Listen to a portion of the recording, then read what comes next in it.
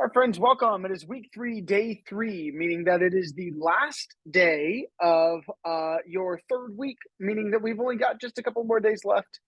Pretty crazy that you are 75% of the way done. Just kind of wild. A little bit of housekeeping as always. You got some discussion questions due Sunday. Please make sure that you do your discussion questions. You've got a singular core assignment due Sunday, and it's just pushing to GitHub. Because you're having trouble with that, our office hour, we do go through and kind of problem solve at GitHub and sort of see how people can get that set up. So if that is an issue, please go ahead and watch the office hour. As always, that will be posted in our class sheet. This is where you can really just always make sure that you are up to date because they're always going to be there. And then I will be sending out, I talked about this yesterday, I'll be sending out a status email tomorrow, just so that way you guys know kind of where you're at and how you're doing. I'll let you know, hey, what I'm missing from you. Like you've got all of your assignments, you're good to go there. You've got your discussion questions. I'm just missing a BELP exam, or hey, you're good to go, or here's everything I need from you. So I'll be sending that status email tomorrow. So it means you guys have until tonight to kind of get everything up and running. And then I'll do one last check tomorrow. And then after that, I will send you your status and show you kind of where you're currently at. Any questions on kind of what's expected? Again, just as a reminder, this is your last weekend. If you want a full weekend to do the exam, this is your last weekend for this, right? All things are due Wednesday. So the last day to start an exam and get a full 24-hour attempt at the exam is on Tuesday. Now, if you started on Wednesday, that's okay. Just know that it's end of day is when it's due. So if you started at 8 a.m., you do not have 24 hours until, you don't have until Thursday, the 27th. It has to be submitted by end of day Wednesday. So if that is the case, if you started at, 10 p.m., you've only got 2 hours.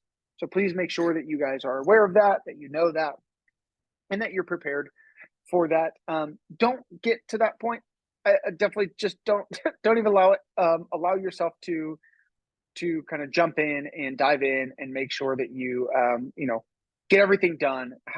Let this be a nice break week until you jump into your next stack. Is there any questions? I know we went over it pretty heavy yesterday, so I don't want to keep doing the same thing over and over.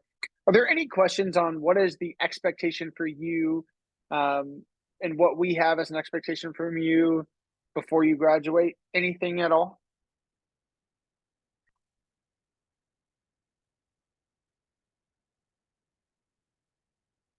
Cool. Okay. Well, I'll also make sure I send you that status email. And that should act as just a reminder as well for you, in case there is any sort of issues. Okay. Before we jump into scope and kind of talk about scope and variables, which is just advanced stuff, again, as a reminder, this is just kind of fun stuff, not fun stuff, things to know. But is it crucial for your next stack? Not necessarily. These are just things that I think are important. Understanding scope for variables is important. We'll do some bootstrap, but these are malleable. So whatever you guys want to do, we can do that. In the office hour today, we did also do a great algorithm. That's kind of a classic algorithm called FizzBuzz. And so we kind of thought through, we learned what pseudocode was. We thought through some stuff. And then what was great is we sort of figured out, wait, this isn't going to work. And here's why. And so we got some understanding. We even said, okay, well, what if we wanted it to do this? We were able to do that, which is great. It's fun. And so that'll also be, that was recorded. And so on top of the GitHub stuff, that'll be part of the recording for the office hour. Somebody asked, I know it's not like Python, but the languages and functions are similar, right? They can be. They operate differently because we've got we have 3 different variations of a variable. Remember, we have a var, a let, and a const, and based off of whichever one you choose, they operate differently. Whereas Python, you sort of just declare it and forget it, right? There's kind of no rules. It's the Wild West. You just declare a variable. You don't even have to declare a variable. You just say a word equals, and then Python's like, yeah, what up? That's a variable. I love Python. It's probably my favorite language. So, but yeah, that's kind of what we have. If there's anything you are interested in or want me to talk more about, I'm absolutely happy to do that. You just have to let me know by the end of this week. If you let me know by the end of this week, then I can build it into our lectures for these next couple days. So please, please, please make sure. If there is anything you want to know or something you kind of struggled with and want me to talk more about, I'm happy to build that in. Which leads me to I probably won't talk Python, and I've seen in the chat somebody wants Python and JavaScript because you guys haven't learned it yet. I think that'd be above everybody else's brain, but I'm happy to kind of in an office hour chat about Python versus JavaScript and how they operate and how they're different. Absolutely happy to do that. One thing I want to talk about is some JavaScript help where I'm going to just basically how we reuse a function. Now, the reason I bring this up is because I saw this on your exams a lot. Obviously, we're not going to go into the exam, but what I saw was there was a portion where we had to have multiple elements kind of perform some function. And what I saw most students do is basically, instead of having one function that performed multiple, kind of performed the same action just on different elements, what I saw was most students just created 3 separate functions. And so I want to walk through this today and make sure that you guys really do have an understanding of the whole point of a function and how we can reuse it and critically think there. Because this is a fundamental piece of development. And so we want to make sure that, or I want to make sure that you guys have access and or know how we're going to do this, right? So here I've got this index.html. And all I've got is just this document that's got a, oops, this does not need to be, let me say section.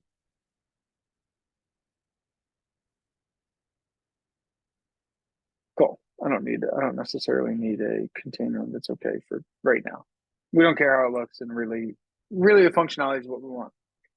Where I've got this span tag, it's really just a big old P tag that's got 1 waves, and it's got a hand wave. I've got 2 waves, and I got 3 waves, where I've got item 1, item 2, and item 3. Great. What I want to do is I want for whenever I click, like if I run this, whenever I click this, I want this value to increase, just specifically this one. So let's process through how can we do this. What is my first step? How would I kind of get this started? Let's do this as a class. What do you guys think I would do here? If I want to click on something, what do you guys think I would do first and foremost? Add an on-click. Okay. I have an on-click. So we'll say here, on-click. On-click equals, and what am I doing on this on-click?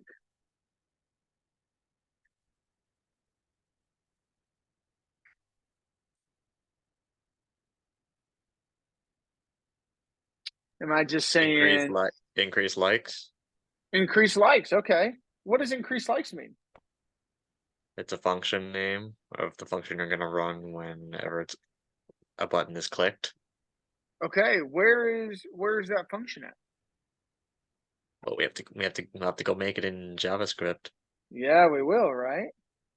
So we've got this increase. I'm going to call it increase waves because, trying to be as removed from the exam. But so we have this increase waves. Now you said we have to have this main. So here I'm going to create this function called increase waves. Perfect. And then what are we going to do with increase waves? Well, or kind of where are we going here? Actually, I'll kind of, instead of asking that, we've got 3 different things, right? What I saw on the exam, and if you did this, it's okay, right? I talked about, hey, let's get stuff working first and foremost, and then we'll go from there. But I saw this, right? I saw a lot of this where I had like on click, and then it said like increase waves 3, right? And they all did the exact same thing. It was just 3 of the same function. Now remember, a function is meant to simply be just a segment of code, or a byte of code, if you will, not like computer byte, but just like a small portion of code that is reusable, right? Something we're going to do and reuse over and over and over again. And so we want to make sure that we're not doing the same things right here in the same way that if I were to say item, section 1 and section 2, and in my CSS, they were all doing the exact same thing. Well, then I could just say section, right? And then I make it a little bit dry, right? So I'm not repeating myself over and over. So what I want, and this is what I saw in the exam, and again, if you got it working, you should be very proud you got it working. So this is not me like throwing shade or anything like that. Be very proud. But I do want to just point out how maybe we can think through this and figure this out. So what I want is I want the same function to do the same, to kind of operate and handle all of my increases of my waves. Cool. So what I could do here is I know I need to grab some information, and I even went kind of above and beyond. And I saw a couple people just had the P tag with a class, and then you kind of redid this entire line with an increased number. That's fine. I do think it's easier just to get a span tag and just put it around the number, and let's just target this. So if I wanted to target, we'll start at this top one. How would I do that? What would I do to target just specifically this item?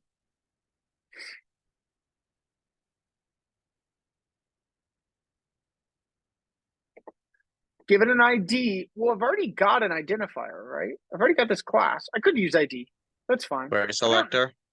Yeah, I've got let's do query selector, right? So I'm going to say, let's just call it section. So I'll say I'll call it wave 1 equal document dot query selector. And I am selecting, it's called item 1. But I need a dot because it's a class, right? So I'm saying, hey, give me all of the elements. That's what this query selector is. Or sorry, give me the first element that's got the class, because I put a dot here, indicates class of item 1. So it's going to come in here and it's going to grab this entire element, right? Because it's got item 1. This is the only one, or this is the first one with item 1 as my class. Cool. So it's going to get me this whole thing. I'm just going to take this. This is what it's going to give me back, right? So then let's do the same thing with both, or with the other one. So I'm going to say wave 2 equals document dot query selector. Same sort of thing. I'm going to say dot item 2. And that's going to give me this guy.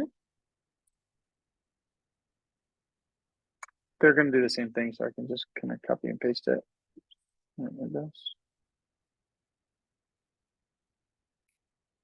Perfect. That's weird.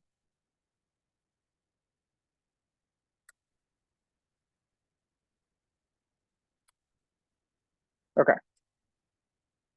And then let's get my third one.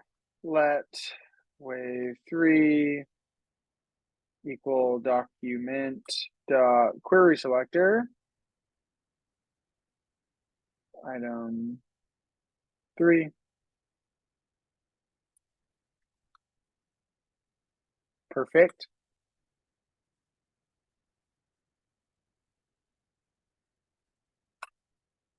Cool. So this is what it's going to give me back, right? And now I've got some variables. I've got a variable of wave 3, wave 2, and wave 1. And I've got this function called increase waves. Great. Now here's where the challenge comes in. I want this function to operate and do the same thing. And because it's really just doing the same thing, right? It's just going to increase a number. Now, which number we're going to increase. This is where the challenge comes in. Does anybody have any creative ideas of what we could do in order to indicate which one it is? Can we sort of use like a if statement? We can use an if statement. Yeah, we'll use an if statement. We'll definitely use an if statement. But what from my HTML can I do to indicate to my function, hey, this is item one's button? Not Value, necessarily an ID, Jeff. What were we going to say, Glory? value. A value. Potentially array. What if here I just passed Okay. in item one? Wow. Oops. I got to make sure that it was singular quotes because or else it was kind of closing that. So anytime this button's clicked, it's going to run my function and it's going to give it the string of item one, indicating that item one was clicked. So is that the same as if we put this in there? Is that No, sort of like, great question. If I put this in here, and this is why I want to go over it, so I'm glad because I think that this was maybe a point of confusion for people. If I put this, what it's going to do is it's going to give me this entire element. That's what I'm getting access to. All I'm wanting to do is say, hey, I just need a way to specify that it's this one that I'm dealing with. So here, I mean, it could be really anything. It could be, I could put, and I'm just going to show you, I could put unicorn. And then as long as these are different, I could put cupcake. And here I could put rainbow. Right? And what's going to happen is each time these functions are run, we're going to pass it a value of this string of unicorn, cupcake, or rainbow. Then what I could do, and Glory, kind of coming back to your idea, is I could say, hey, if, or I first have to tell my function, hey, you should be expecting something, right? When you're ran, you should be expecting something. I'm going to call this indicator. You can call this anything you want, right? Indicator. Yeah. So I could say if indicator equals unicorn, then I want wave one dot, and then I want inner text equals wave one dot inner text plus one.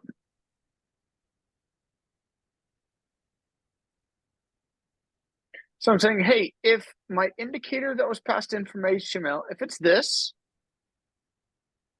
then I want to go ahead and just increase specifically this one, which is going to come here. I want to increase that value by one. Yeah, exactly, Austin. Great question. When I say, remember, whenever I say this wave one, it's going to get me the entire element that has this. It's going to give me this. When I say inner text, it just gets me this value right here. Just this number one. And so this allows me to go increase that value by one. I can say else if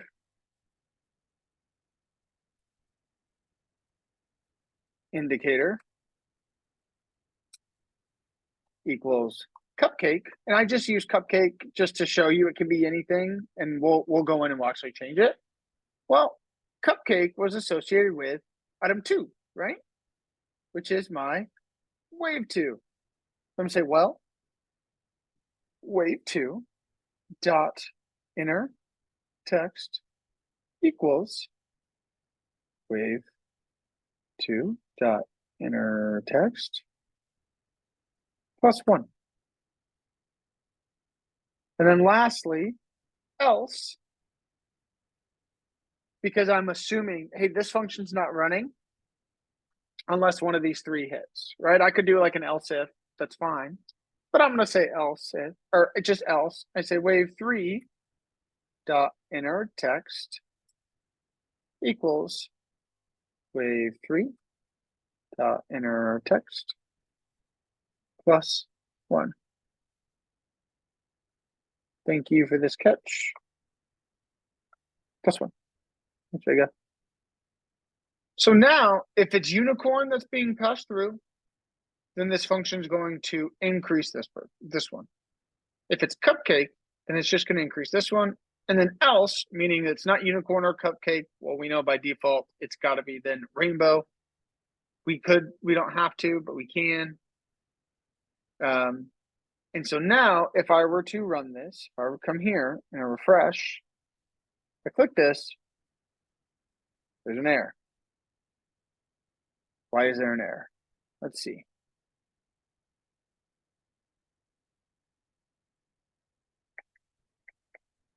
Maybe var.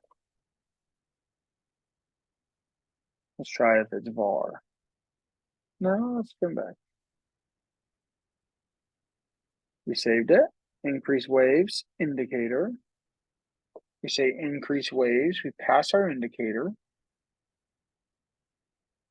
So let's see. Did we not link? No, we didn't, Tuba. There you go. So we say, actually, let's come here. Let's link it. Good call out. I'm going to say script.source, and that's going to be main.js. Perfect. And then I have my defer. Perfect. So now we come back. I refresh. I click this. Whoa. What happened here?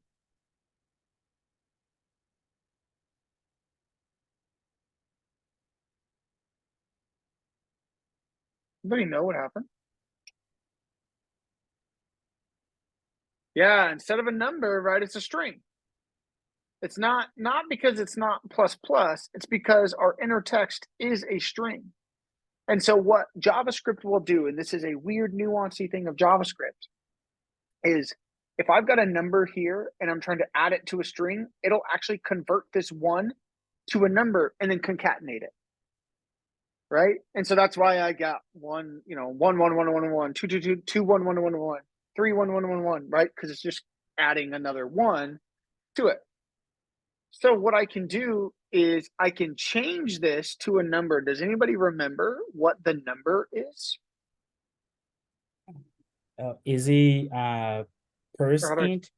Yeah, exactly. It's parse int. Great job, Glory. Parse int. So I'm changing this string to a number, right? And now once I change it, I can have some math. I have the ability to do some math. I'm going to say, and then remember, if you press the option button or it's the alt button on Windows, it allows you to do kind of the multiple lines. You can do it as many times as you want. That way I don't have to type it a million different times. Click here. Okay, great. Now I've saved it. So now what I'm saying is, hey, this value, let's take this number. It equals this number plus this number, right? So now if I go back, I've saved it. Let me refresh my screen. 1, 3, 4. So it just is only indicating the 1 above it, right? It's not dealing with any others. And I didn't have to have, I didn't have to have multiple functions, right? I had one function that is being able to that is able to handle every single element that I'm dealing with, right? There's just in this, because they're all supposed to do the same thing. I just have one function instead of having an increase waves 1, increase waves 2, increase waves 3. Are there any questions? And let's change this. I'm going to change this to make it a little bit, make more sense. That way you're not like, unicorn cupcake, what the heck?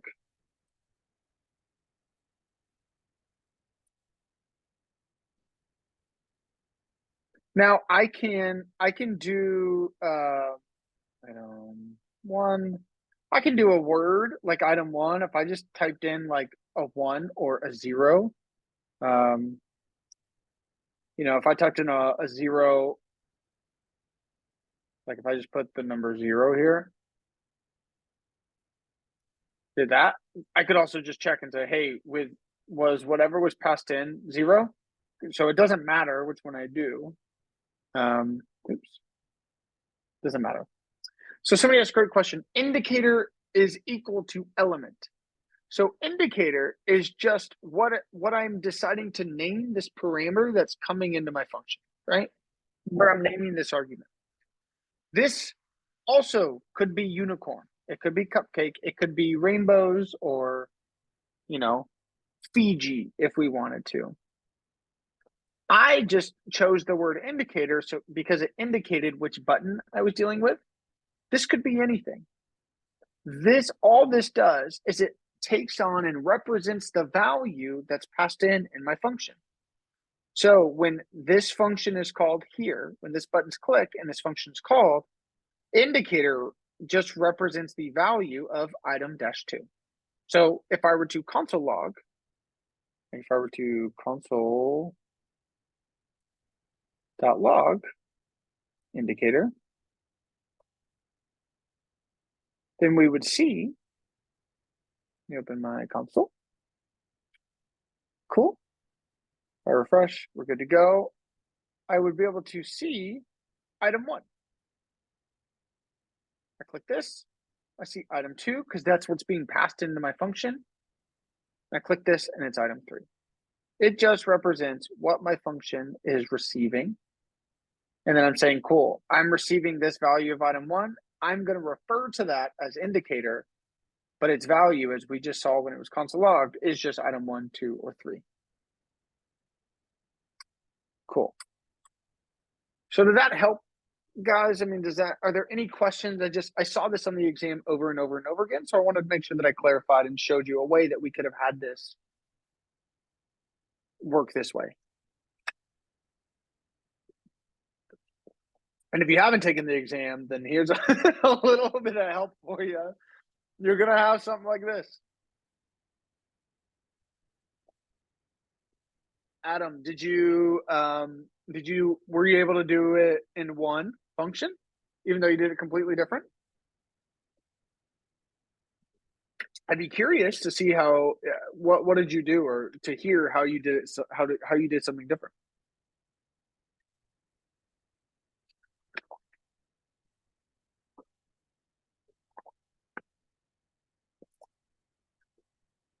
Or what exactly you did. Maybe don't put it in chat or anything. We can talk offline. Now that I think about it, I don't want you to give out exam thing, but this is a way that we could do this and not have to do the same function. So I just wanted to make sure that I do that. Are there any questions? I want to make sure that this is my priority. This was my priority for today, to make sure you guys understand functions, to make sure you understand this. Is there any questions on this? Anything I can clear up? And if you did it differently, that's very okay, right? And if, again, I want to reiterate, if you did 3 functions, that's okay. Like, you got it working and you should be very proud. And I've told you, you should brute force it, meaning first and foremost, get it to work, right? Like, just get it working, and then we build from there. Then we make it a little bit more efficient. Then we reuse it. The power of functions is that you can reuse them over and over and over and over again. That's why we make them dynamic as well, meaning that, again, regardless of which item or button clicked it, it is able to be used, right? If we have something that is sort of static, or what we call like hard-coded, that is where function kind of loses its functionality, where it doesn't really operate in the way that we need. So somebody said I use an array instead of else if. Yep, you could have done that in a couple different ways, right?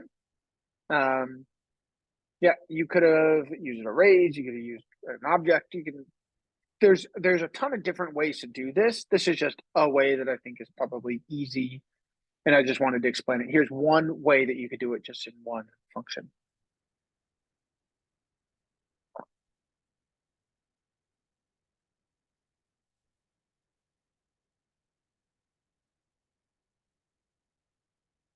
Again, if you got it right, or if you got it working, that is the most important. Okay, are there any more questions on this?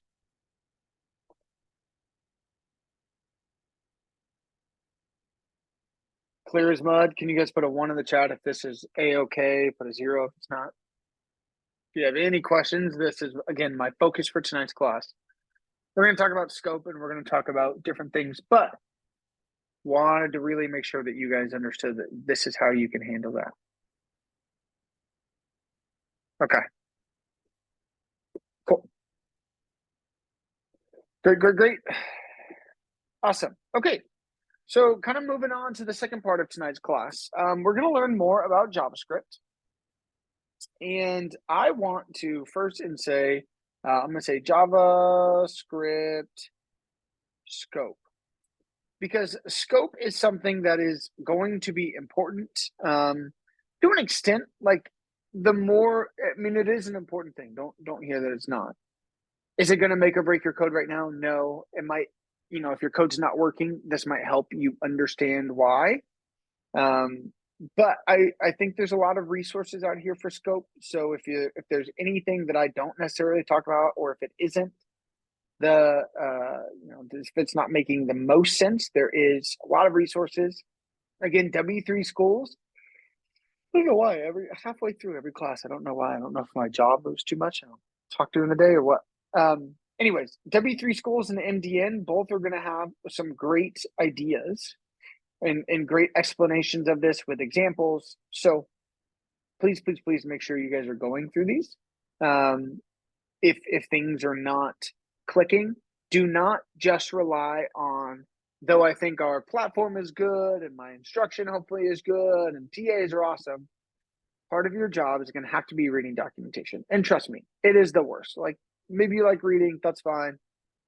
Reading documentation can be a snooze fest, but it's really important. And just understanding how to read documentation is going to be really important because there will be some sort of API or something that you will be using that will make you, you're going to have to read the documentation. Or if you learn a new language, sometimes you'll get hired, even though you have Java, you've never, written in Rust or maybe C#, but you know Python and you know Java. They might be like, that's fine.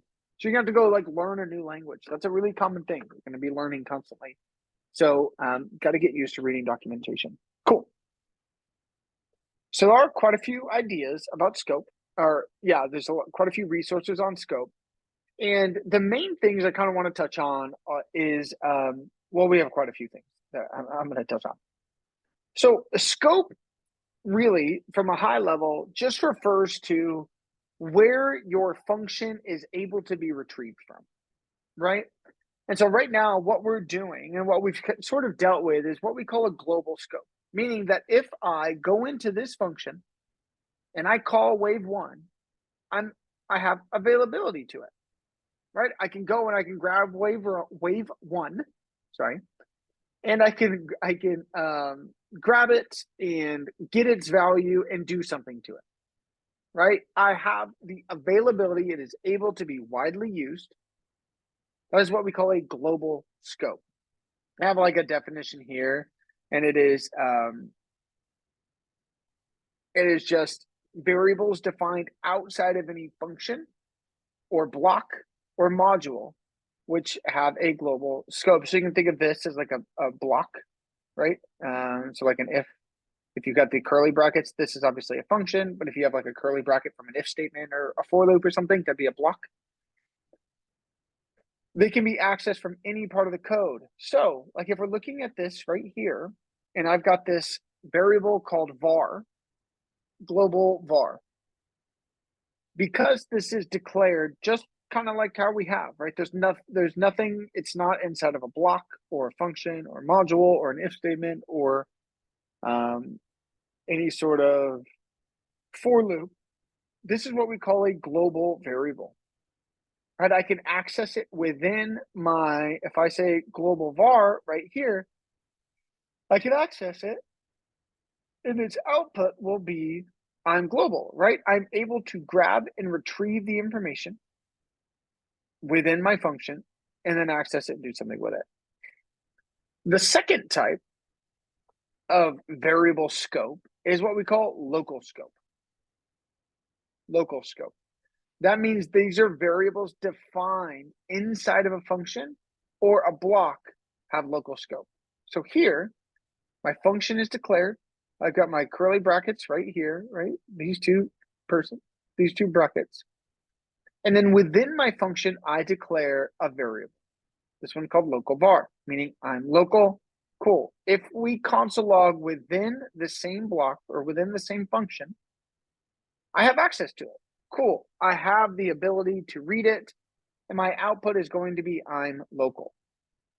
Now, the difference between these is my global, I can access it from anywhere, but my local is confined to the block and or function to which it's declared. So in this case, if we come down here and I run my function, it's going to run this. It's going to declare this variable, I'm local.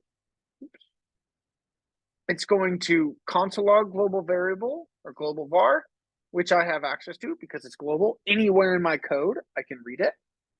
And it's going to console log local var because local var lives within this function and block. The minute I get outside of this function, this variable dies. Is no longer remembered. And so whenever I come down on line 18 and I say global var, well, I can still access this. Again, anywhere within my code, I can access global var. If on line 19, I try to access local var, remember, local var can only live within my brackets.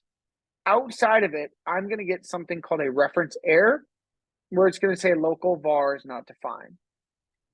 You can sort of think about this as like a secret, right? Where only this function has access to this secret. It's like it's like security clearance almost, if you will, right? You can only get access or only utilize local var if you're within this function. If you're outside of it, it's going to say, I have no idea what you're talking about. And it's going to say it is not defined. So again, global is accessible anywhere within my code. Within a function, with an if statement, just like we have here, right? We created a global variable. I created a function and an if statement, and I'm still able to access it. But kind of similar to this, if I were to say something like, my function ends right here, and I were to say console.log indicator, right? It doesn't know what indicator is. Because indicator only lives within my function. Okay. Any questions on global var, global and local? I have a question. So Yeah, go ahead. for the check scope function, since var was only defined, or it lives only in the check scope function and is in the brackets of that function, Mhm. would you have to I guess redefine what local var is in your check scope function so it can live in there? If it's actually gonna get defined as that, so I don't get a reference error. So you're saying If you wanted if local var to not have a reference error, would you have to just redeclare local var in your check scope function? I guess is what I'm asking. you would have to do it outside of it, right? So what you could do if you wanted local var, what you could do is you could return, oops, local var, and then say, let local var equal check scope.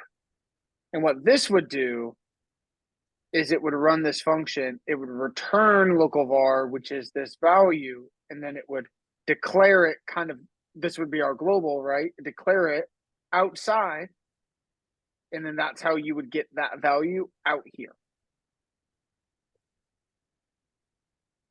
But you couldn't get, you would either have to do that, or you would have to just, simply just say something like local var equals I'm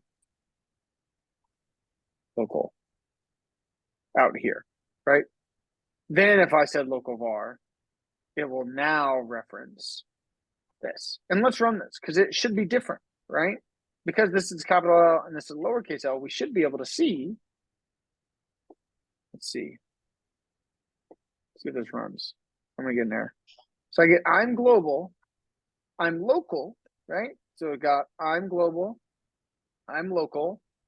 Then it comes out here and says global var, I'm global. And then here we see, because I declared it outside, and we don't get a, oops, you've already declared this, or, oh, this is a issue, because this is dead, right? This function or this local scope, it doesn't even, they're not going to conflict. And so then I get this I'm local here. This is how you would declare it outside. It's basically just doing the same thing as we do up here, but just on the outside of your function. Okay. Yeah. Anything else?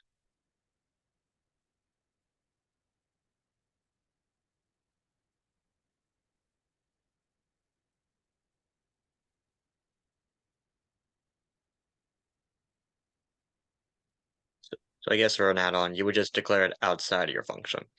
Yeah, Or have if it you just wanted return. it, if you wanted it to be global, yes, you would.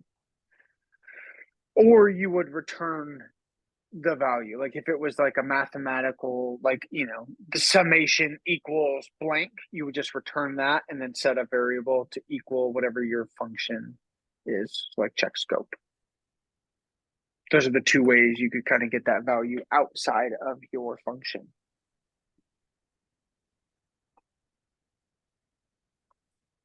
All right. Does that make sense? More so. Now, we've talked about, there's a couple different types of variable types, right? We've got var, we've got let, and we've got const, right? All of them are going to adhere to the same idea of, if I've got some function, let me just copy this. And I declare a variable, or I declare a let, or I declare a const. This variable is only going to be accessible within, this isn't like it. Let me do this first. It's only going to be accessible within this function right here. Right?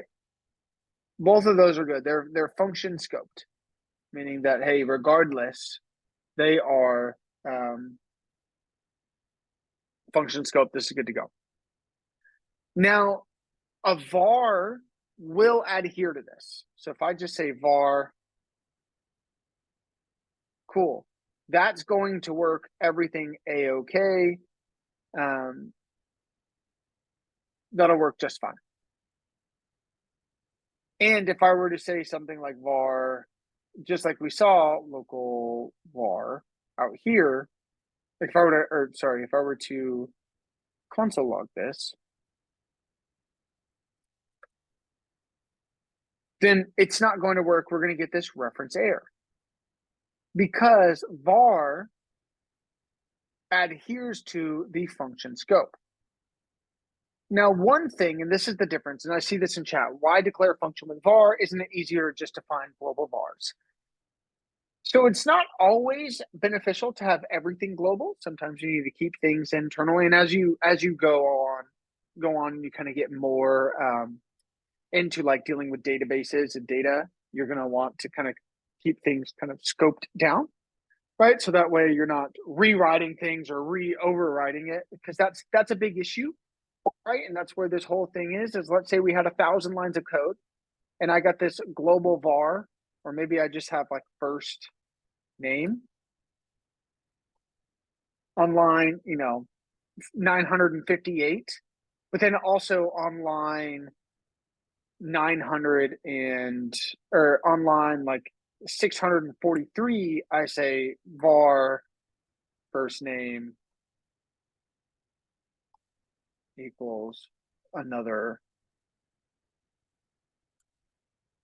variable. I can redeclare it. If I have everything's global, I'm accidentally writing over this, and that gets a little bit challenging, right? And so that's where having things in scope and understanding where things need to be becomes really in handy. That way we're not overriding ourselves. Now, one thing to know though is var does not respect, so it respects what we call function scope, right? Meaning that, hey, if I'm in here, I cannot call it out here. Does not work because it respects the vibes basically of just the function. I'm only going to be accessible in here. It does not, however, respect if statements or what we call block scope. So if I've got this function called test var, where I say x equals 1, and then I say if true, which just, all this is looking for is true, so it's always going to enter in. And I say var x equals 2, right? Console log 2, it's going to console log 2, but because this isn't an if statement, right? Instead of, you would think because of these curly brackets that this var x only lives within these curly brackets. But it alas does not. It does not respect this if and or block statement.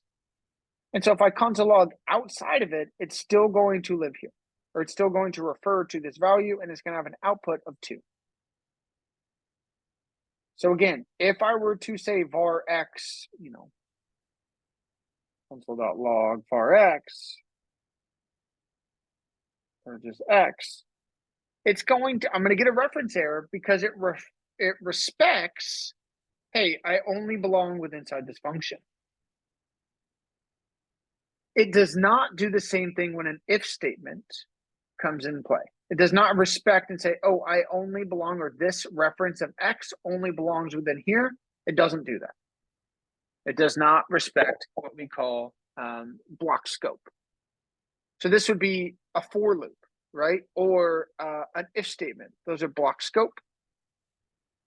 X will rewrite itself, and you'll be able to use it outside of it. And that is only when we use var. And this is why the big brains at JavaScript came up with let and const. Because let and const, however, operate the same way. We can create them globally, which is great. But they do respect block scope. If I've got a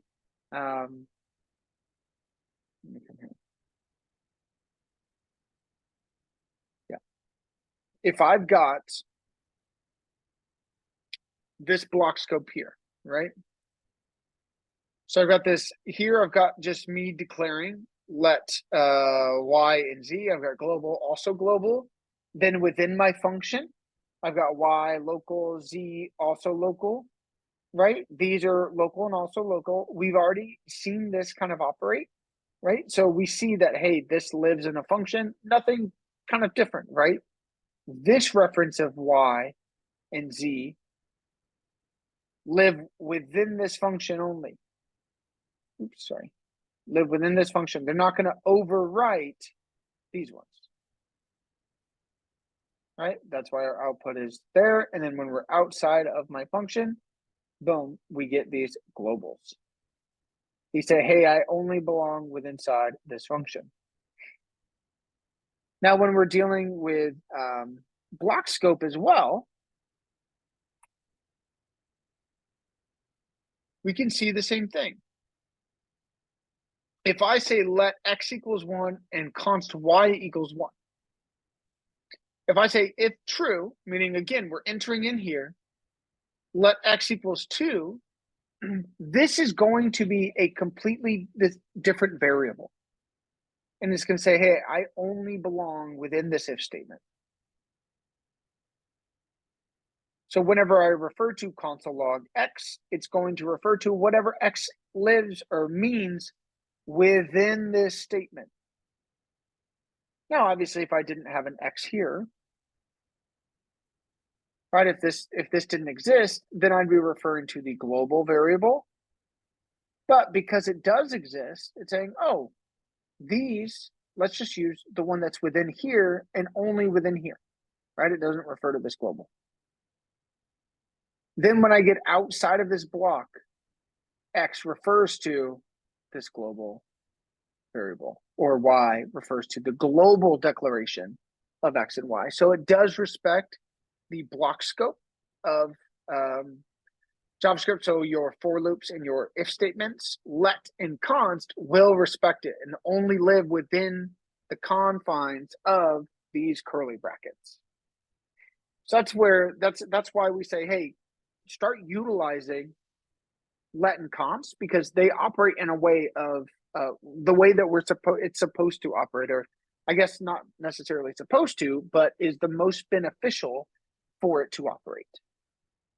So that way we're not overriding ourselves, dealing with different things. Again, same thing with var, same sort of idea. If I declare name, let name, first name equals Will, and then somewhere I've got an if statement that I declare, and I say, hey, if, last name Calhoun, first name equals Jeffrey, well, it's going to rewrite. If I have var, it would rewrite my name to Jeffrey, right? Because it does not respect this block scope. It's going to say, oh, I'm just going to rewrite this variable. And that's where we get in trouble, is if somebody declares it somewhere else, we don't have all the variable names, and then we override it and messes up. Versus, hey, no, if I'm writing a function, I know that I'm not going to mess up anybody else's code, because that function or that value only lives within the confines of that function and or block scope. Okay. I'll pause there. That's all I got. Any questions, thoughts, concerns?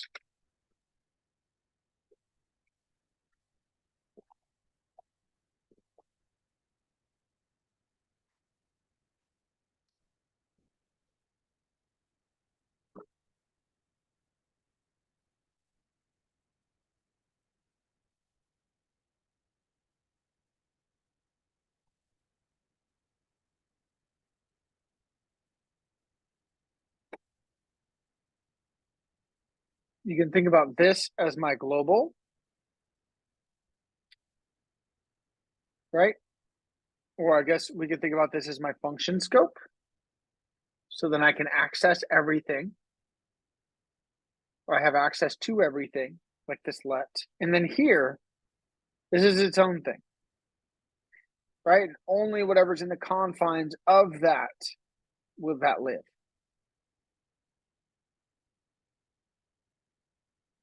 And it's a two-way street, or it's a one-way street, right? This information can go in if I want. If I don't redeclare it, it can go in there, but I cannot go back the other way. Right? I cannot take information out of my scope.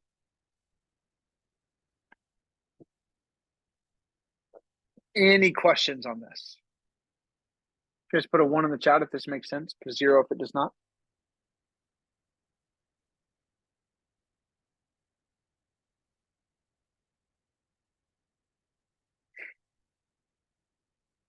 Okay, that's all I have.